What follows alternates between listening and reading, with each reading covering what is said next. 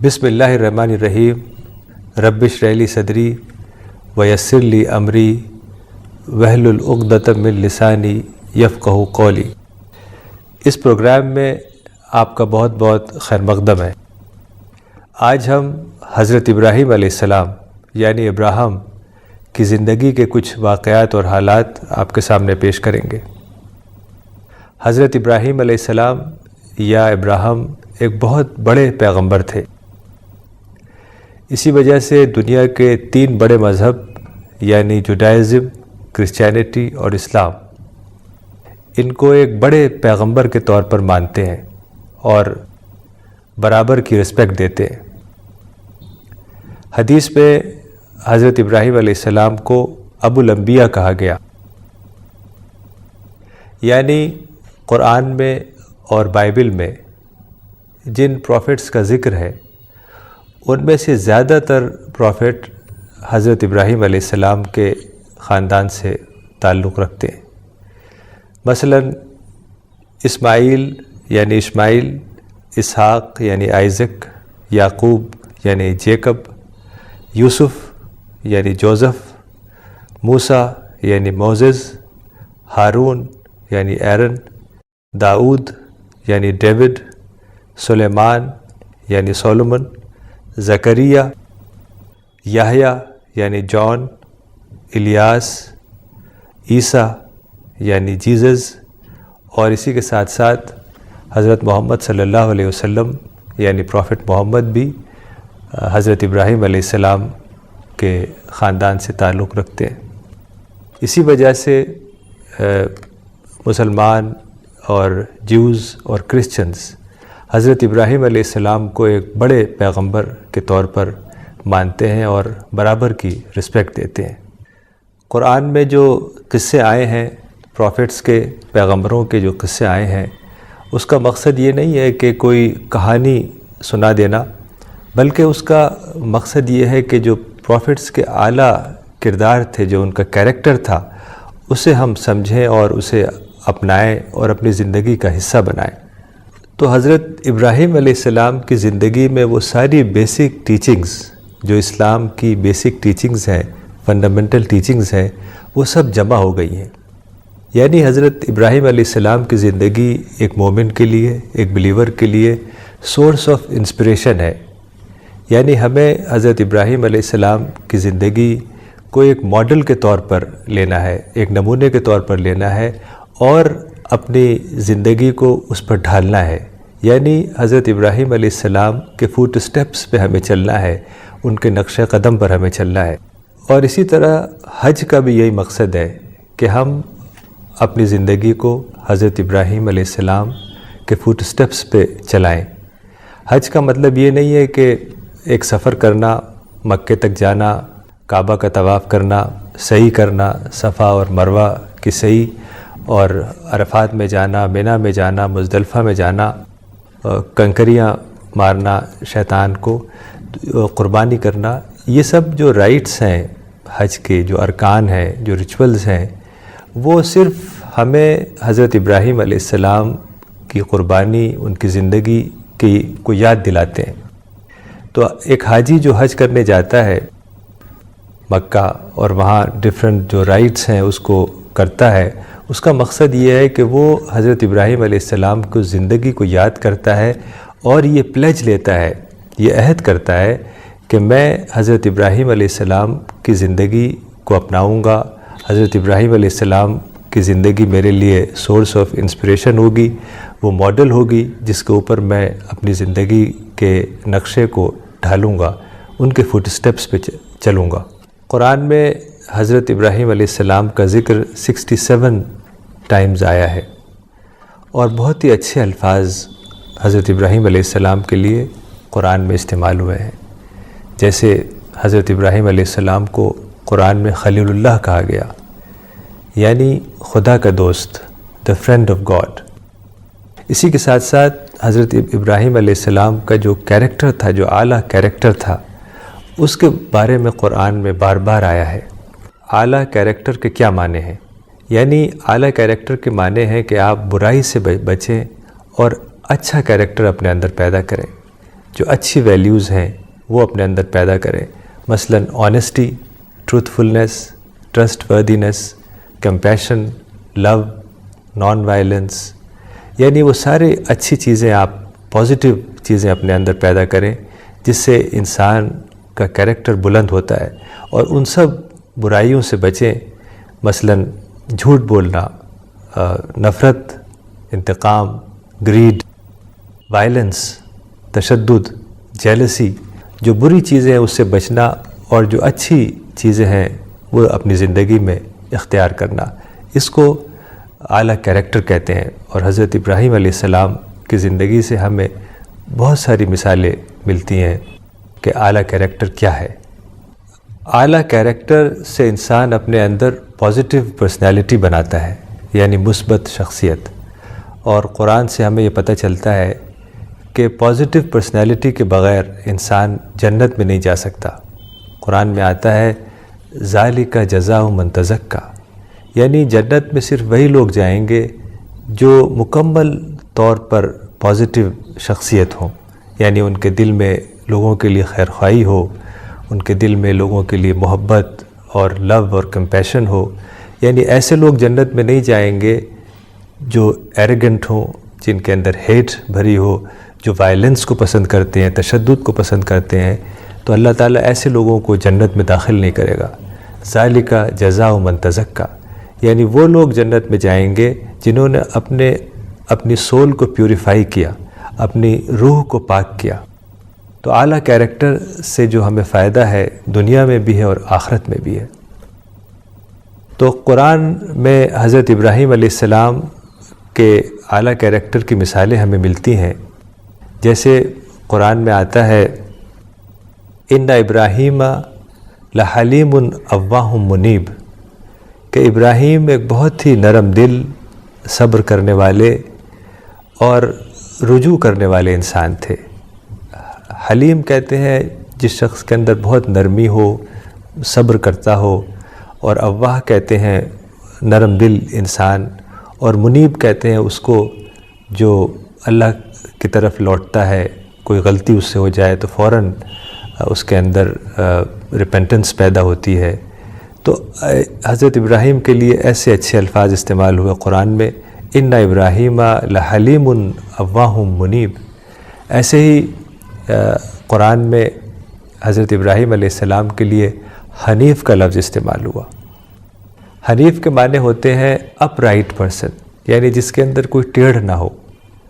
یعنی وہ انسان جو ڈسٹریکشن سے بچے، ڈیویشن سے بچے، خواہشات سے بچے، ڈیزائر سے بچے، اور خدا کے بتائے ہوئے سیدھے راستے پہ چلتا رہے، ایسے انسان کو قرآن میں حنیف کہا گیا ہے۔ اسی طریقے سے حضرت ابراہیم علیہ السلام کے بارے میں قرآن میں آیا کہ حضرت ابراہیم اللہ تعالیٰ کے سامنے سرنڈر کرنے والے تھے۔ اذ قال ربہ اسلم، کہ اللہ تعالیٰ نے حضرت ابراہیم سے کہا کہ تم سرنڈر کرو، تو حضرت ابراہیم نے جواب دیا قال اسلمت لرب العالمین، کہ میں رب العالمین جو سارے جہان کا مالک ہے اس کے سامنے اپنے آپ کو سرنڈر کرتا ہوں۔ ایسے ہی حضرت ابراہیم علیہ السلام کی کئی آزمائشیں اللہ تعالیٰ نے لی، کئی ٹیسٹ لیے، اور ہر ٹیسٹ میں، ہر آزمائش میں حضرت ابراہیم علیہ السلام پورے اترے۔ اسی طرح سے قرآن میں حضرت ابراہیم علیہ السلام کی کئی دعائیں آئی ہیں۔ جس پیغمبر کا بھی قرآن میں ذکر ہے، تقریباً سارے پیغمبروں کی قرآن میں دعائیں موجود ہیں، اور وہ بڑی اہم دعائیں ہیں، بہت ہی نورانی اور الہامی دعائیں ہیں، اور یہ سلسلہ پہلے ہی پیغمبر سے شروع ہو گیا، یعنی حضرت آدم علیہ السلام سے۔ حضرت آدم علیہ السلام سے کوئی غلطی ہوئی تو حضرت آدم علیہ السلام کے اندر ریپینٹنس پیدا ہوئی، تو اللہ تعالیٰ نے کچھ الفاظ دیے ان کو، اور اس الفاظ سے حضرت آدم علیہ السلام نے دعا کی، اور وہ دعا قبول ہوئی کہ اے ہمارے رب، ہم نے اپنی جانوں پہ ظلم کیا، تو اگر ہمیں معاف نہیں کرے گا اور ہمارے اوپر رحم نہیں کرے گا تو ہم بڑے گھاٹے والوں میں سے ہو جائیں گے۔ تو اس دعا کے بارے میں قرآن میں یہ آیا کہ یہ الہامی دعا تھی۔ الہامی دعا کے معنی انسپائرڈ پریئر، یعنی اللہ تعالیٰ نے یہ دعا حضرت آدم علیہ السلام کو دی تھی کہ تم اس دعا سے مجھ سے دعا کرو تاکہ تمہاری دعا قبول ہوگی۔ تو سارے ہی پیغمبروں کی دراصل دعائیں اسی انداز کی ہیں، اور حضرت ابراہیم علیہ السلام کی کافی دعائیں قرآن میں مذکور ہیں۔ جیسے ایک دعا بہت اچھی حضرت ابراہیم علیہ السلام کی ہے، ان صلاتی و نسکی و محیائی و مماتی للہ رب العالمین، کہ میری نماز، میری قربانی، میرا جینا، میرا مرنا سب اللہ تعالیٰ کے لیے ہے۔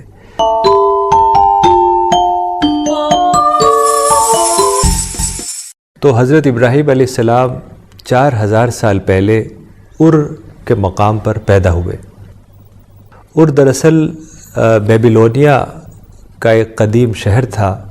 اور بیبیلونیا میسوپوٹیمیا کا ایک ملک تھا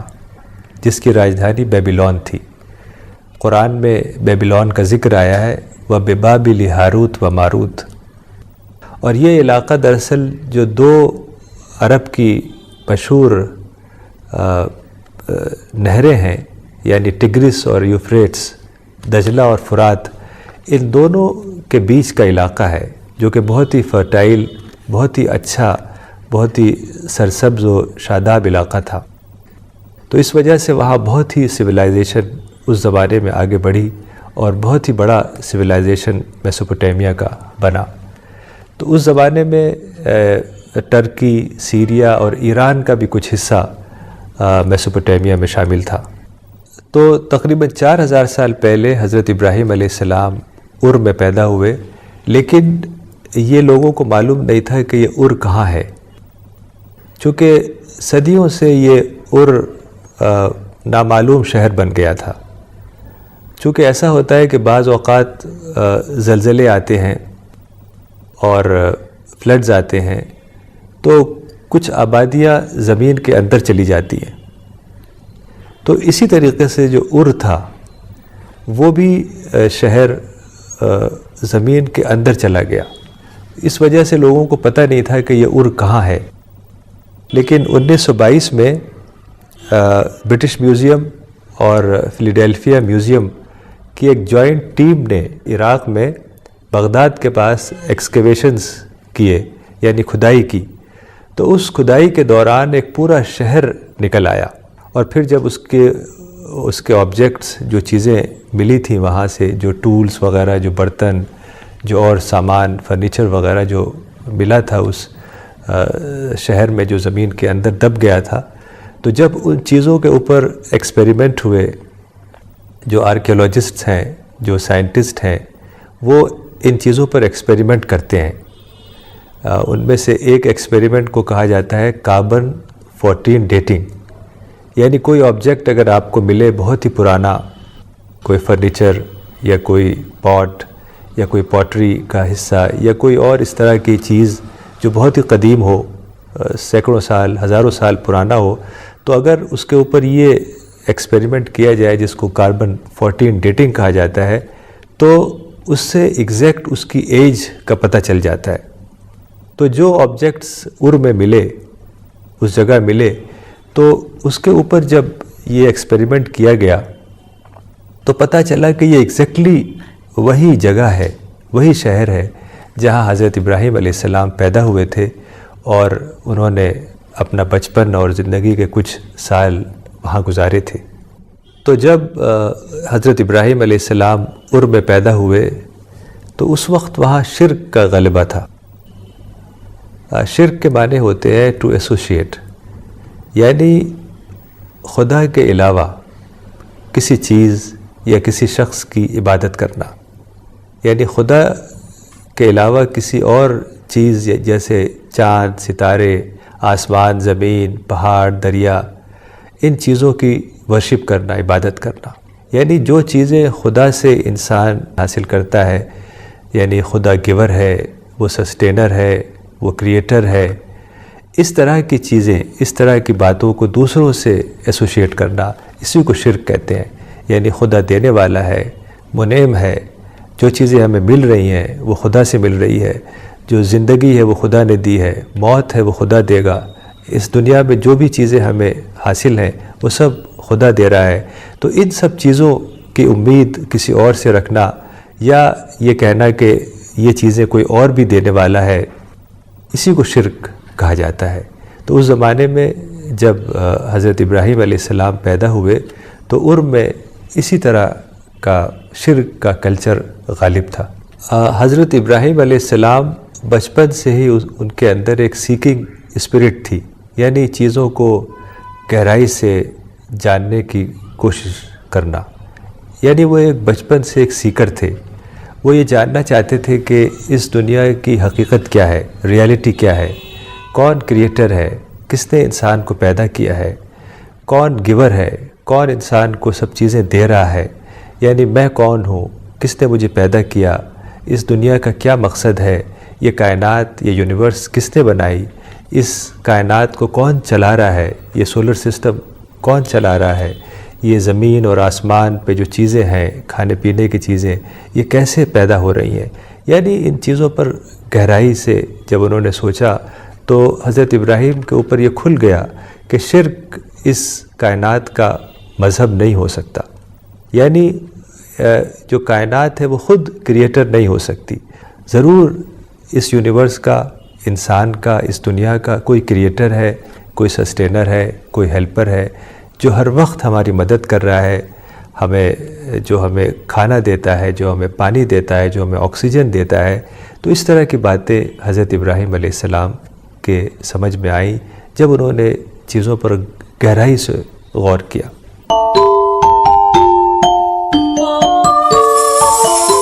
اس وقت کا قصہ ہے، قرآن میں آتا ہے کہ فلما جن علیہ اللیل رأى کوکبا قال ھذا ربی۔ ایک بار کا واقعہ ہے کہ حضرت ابراہیم علیہ السلام اس وقت بچے تھے، تو رات کے وقت انہوں نے آسمان کی طرف دیکھا تو انہیں ایک بہت ہی چمکتا ہوا ستارہ نظر آیا۔ وہ ستارہ اتنا چمکدار تھا اور اتنا خوبصورت تھا کہ وہ بولے ھذا ربی، کہ یہی لگتا ہے میرا رب ہے، اور اسے دیکھتے رہے۔ لیکن پھر کچھ دیر کے بعد وہ ڈوب گیا۔ تو حضرت ابراہیم علیہ السلام نے کہا کہ فلما افل قال لا احب الافلین، کہ جب وہ ڈوب گیا، جب وہ ستارہ ڈوب گیا تو وہ بولے کہ میں ڈوبنے والوں کو اپنا رب نہیں بناتا۔ پھر تھوڑی دیر میں انہوں نے دیکھا کہ چاند نکل آیا۔ فلما رأى القمر بازغا قال ھذا ربی، جب چاند نکل آیا، چاند ایک چمکدار چاند جب سامنے ان کے آیا تو انہوں نے کہا کہ یہی میرا رب لگتا ہے۔ لیکن یہی بات چاند کے ساتھ بھی ہوئی، کچھ دیر تک وہ دیکھتے رہے بہت ہی حیرت کے ساتھ، اور اس کی جو خوبصورتی تھی چاند کی اس کو دیکھتے رہے، لیکن چاند بھی کچھ دیر بعد ڈوب گیا۔ تو انہوں نے کہا کہ میں ڈوبنے والوں کو اپنا رب نہیں بناتا۔ پھر یہاں تک صبح ہو گئی اور سورج نمودار ہوا، تو جب سورج نکلا فلما رأى الشمس بازغة قال ھذا ربی ھذا اکبر، کہ جب انہوں نے دیکھا سورج کو نکلتا ہوا، چمکدار سورج، تو بولے کہ یہی میرا رب لگتا ہے، یہ بڑا ہے، یعنی ستارے سے اور چاند سے ان کو بڑا لگا، زیادہ چمکدار لگا، زیادہ خوبصورت لگا۔ تو وہ اسے گہرائی سے دیکھتے رہے اور شوق سے دیکھتے رہے، اور سارا دن اسی کے اوپر سوچتے رہے۔ لیکن شام ہو گئی اور سورج بھی بالآخر ڈوب گیا، تو وہ بولے کہ نہیں، میں ڈوبنے والوں کو اپنا رب نہیں بناتا، اور وہ بولے انی وجہت وجہی للذی فطر السماوات والارض حنیفا وما انا من المشرکین، کہ میں تو اس کی طرف اپنا رخ کرتا ہوں، اس کو اپنا خدا بناتا ہوں جو سارے کائنات کا مالک ہے، جس نے ہر چیز بنائی ہے، چاند بنایا، سورج بنایا، ستارے بنائے، سولر سسٹم کو بنایا، یہ دنیا بنائی، انسان کو پیدا کیا، ہر چیز بنائی، وہی میرا رب ہو سکتا ہے۔ تو یہ ایک علامت کے طور پر ایک سمبولک انداز میں یہ قصہ قرآن میں آیا ہے حضرت ابراہیم علیہ السلام کا، ان کے بچپن کا۔ اس سے یہ پتہ چلتا ہے کہ انسان کے اندر سوچنے کا شوق ہونا چاہیے، جس کو قرآن میں تدبر کہا گیا ہے، یعنی وہ نیچر کے اوپر کنٹمپلیٹ کرے، نیچر کے اوپر غور و فکر کرے، چونکہ خدا کو انسان دیکھ نہیں سکتا۔ حدیث میں آتا ہے کہ تم خدا کو آخرت میں دیکھو گے، یعنی موت کے بعد کی جو زندگی ہے اس میں انسان خدا کو دیکھ سکے گا۔ حدیث میں آتا ہے کہ تم خدا کو آخرت میں ایسے ہی دیکھو گے جیسے تم چاند کو دیکھتے ہو۔ تو اس دنیا میں انسان چونکہ ٹیسٹ پر ہے، یہ ایک ٹیسٹنگ پیریڈ ہے، تو اللہ تعالیٰ غیب میں ہے، انسین ورلڈ میں ہے، اسی وجہ سے انسان خدا کو دیکھ نہیں سکتا۔ لیکن جو نیچر میں چھپی ہوئی چیزیں ہیں جن کو قرآن میں آیات اللہ کہا گیا ہے، سائنز آف گاڈ کہا گیا ہے، جو پورا یونیورس ہے، سولر سسٹم ہے،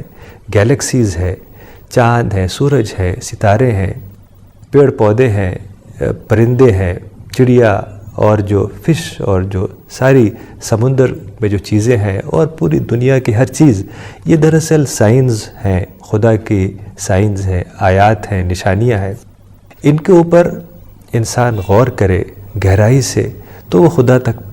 پہنچ جائے گا، یعنی اس کو خدا کی ڈسکوری ہوگی۔ اسی کو قرآن میں معرفت کہا گیا۔ تو یہ جو قصہ قرآن میں حضرت ابراہیم علیہ السلام کے بچپن کا آیا کہ انہوں نے چاند کو دیکھا، سورج کو دیکھا، ستارے کو دیکھا، لیکن وہ مطمئن نہیں ہو سکے کہ یہ میرے رب نہیں ہو سکتے۔ تو اس کا مطلب یہ ہے کہ انسان گہرائی سے سوچے اور گہرائی سے چیزوں پر غور و فکر کرے، تب اس کے اوپر یہ بات کھل جائے گی کہ حقیقت کیا ہے، ریئلٹی کیا ہے، سچائی کیا ہے۔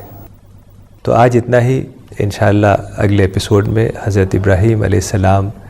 کے قصے کو اور آگے بڑھائیں گے اور دیکھیں گے کہ اس میں ہمارے لیے کیا سبق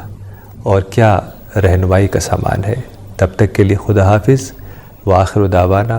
ان الحمد للہ رب العالمین۔